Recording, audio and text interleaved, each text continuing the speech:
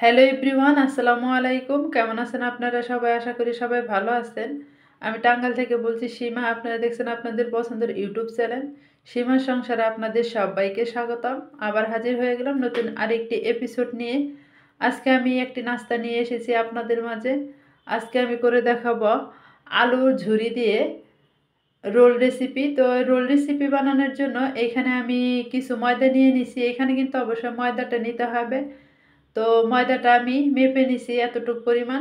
এখন এখানে একটা শুকনো প্লেটে ঢেলে নিলাম। ময়দার একটা ডো তৈরি করে নিতে হবে।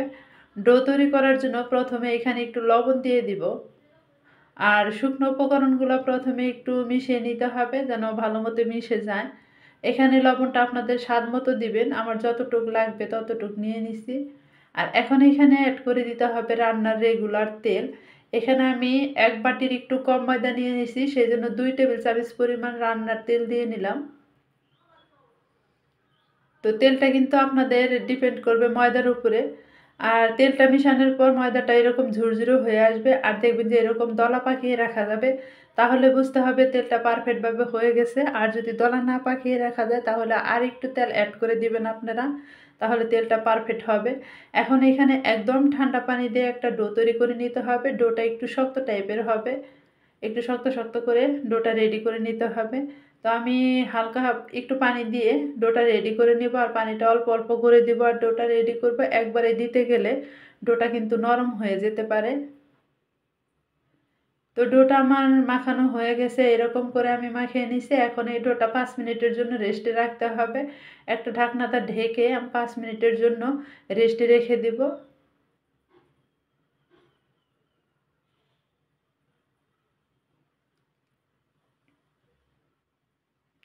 তো ফিরে আসলাম 5 মিনিট পর। আর 5 মিনিট পর ডোটা আমি এখন খুলে নিচ্ছি।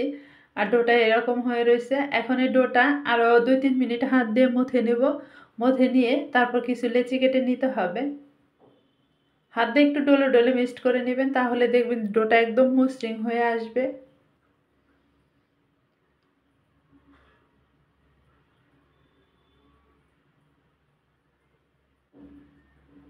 আর কতটুক করে আমি লেচি কেটে নিব আপনাদের দেখিয়ে দেই। এতটুক এতটুক করে আমি লেচি কেটে নিব। তো লেচি কেটে নেওয়া হয়ে গেছে। এভাবে আমি লেচিগুলো কেটে নিলাম। এখন এই লেচি দিয়ে রেসিপিটা তৈরি করতে হবে। তো এখন দেখেন যে এইভাবে এতটুক মোটা মোটা করে আমি রুটিটা বানিয়ে নিছি। একদম মোটাও করা যাবে না, একদম পাতলাও করা যাবে না। এখন এই রুটিটা আমি চতুর্থ সাইড দিয়ে কেটে 4 কোনা করে নিব। তো দেখেন যে এভাবে আমি কেটে নিছি, কেটে 4 কোনা করে নিছি।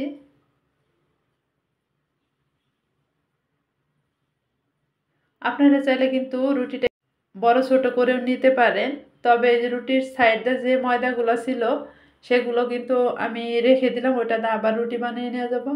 তো এখানে ভিতরের পুরটাও আমি দিয়ে নিছি। এই ভিতরের পুরটা আপনারা যে কোনো কিছু দিয়ে করতে পারেন। তবে এখানে আমি আলু ভাজিটা করে নিছি। এখন এখানে ডিজাইনটা করে নিব। আর এই আলু ভাজিটা আমি আগে থেকে করে রেখে দিছিলাম।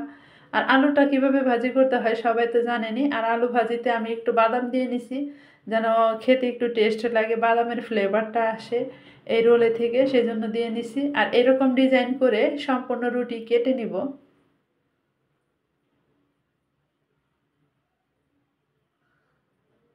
এভাবে কাটতে হবে যেন ওই দিকেও রুটিটা ভালো মতো কেটে যায়। এভাবে কেটে নিতে হবে। এখন এইখানে আমি একটু পানি অ্যাড করে দিব। চতুর্দিক দিয়ে রুটির চতুর্দিক দিয়ে এইভাবে হাতের আঙুলটা একটু ভিজিয়ে তারপর দিয়ে দিবেন। দেখবেন সুন্দরভাবে ভিজে যাবে। এই পানিটা দেওয়ার কারণ হচ্ছে আপনি রুটিটা ভালো মতো কোট করে রাখতে পারবেন। আর যদি এই পানিটা না দেন তাহলে কিন্তু ভাজি করতে পারবেন না পরবর্তীতে। এখন এইভাবে আমি এখানটাও পানি দিয়ে নিলাম। এখন এইভাবে আমি ভাঁজটা দিয়ে নিলাম, ভিতরের পুরটা যেন না দেখা যায়। তো ভিতরের পুরটা যদি দেখা যায় তাহলে কিন্তু আপনার হবে না, ঢাকা যাবে না ভালো মতে। এখন আবার উপর দিয়েও পানি দিয়ে দিলাম। এখন 2 হাত দিয়ে এই কাজটা করলে বেশি ভালো হয়। এইভাবে ভাঁজটা দিয়ে নিতে হবে, তবে 2 হাত দিয়ে করলে সুন্দর হবে। তবে এইভাবে ভাঁজটা আমি দিয়ে নিব। তো ফাইনালি দেখেন এইভাবে আমি বাঁশটা দিয়ে নিছি। আর 2 সাইড দিয়ে এভাবে কাঁটা চামচ দিয়ে একটু চেপে দিলে ভিতরের পুরটা বের হবে না এখান দিয়ে। তো একটা কিন্তু আমার বানানো শেষ, আর সবগুলো কিন্তু আমি এইভাবে বানিয়ে নিব, আর দেখতেও কিন্তু সুন্দর লাগবে ভাজি করার পর। তো সবগুলো আমি এখন এইভাবে বানিয়ে নিব। তো ফাইনালি আমার সবগুলো বানানো শেষ হয়েছে, আর আমি এইভাবে বানিয়ে নিছি রোলগুলা। এখন এইগুলা ভাজি করার পালা। ভাজি করার জন্য চুলায় চলে এসেছি, তেলটাও দিয়ে দিছি।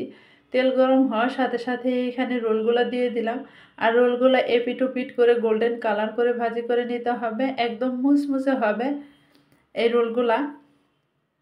এক পিঠ হয়ে আসছে, এখন আবার উল্টিয়ে দিব। বেশি সময় নিয়ে কিন্তু ভাজা যাবে না, তাহলে পুড়ে যাবে। এপিট ওপিট করে উল্টে তারপরে ভাজি করে নিতে হবে। একটু গোল্ডেন কালার হলেই নামিয়ে নেবেন।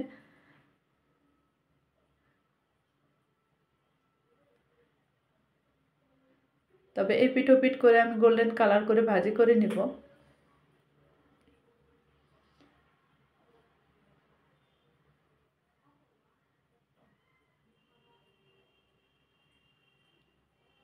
তো দেখেন প্রথম ব্যাচ কিন্তু আমার ভাজি করা শেষ, উঠিয়ে নিলাম। আমি দ্বিতীয় ব্যাচটাও দিয়ে দিলাম এইভাবে। তো সবগুলো আমার ভাজি করা শেষ, আর আমি এইভাবে ভাজি করে নিলাম সবগুলো। আর ডিজাইনটাও কিন্তু সুন্দর দেখা যাচ্ছে বা ভেসে উঠছে। এরকম করে ডিজাইনটা করে নিলে সুন্দর দেখা যায়। এপিট ওপিট করে এরকম গোল্ডেন কালার করে আমি ভাজি করে নিছি। খেতেও কিন্তু ভীষণ মজার, মুসমুসে লাগবে।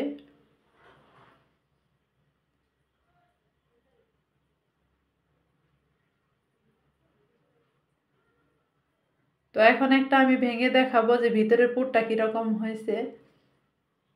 এরকম করে আমি ভেঙে নিছি, ভিতরের পুরটাও কিন্তু সুন্দর হয়েছে। ভিডিওটা ভালো লাগলে অবশ্যই কিন্তু সাবস্ক্রাইব করবেন, আমার চ্যানেলের সাথেই থাকবেন। আর আজকের রেসিপিটা কেমন লাগলো কমেন্টের মাধ্যমে অবশ্যই জানাবেন। সাবস্ক্রাইব করে পাশে থাকবেন, তাহলে দেখবেন যে আপনার মোবাইলে প্রথম ভিডিওটাই চলে যাবে। তো আজকের মতো এই পর্যন্তই। আসসালামু আলাইকুম, আল্লাহ হাফেজ।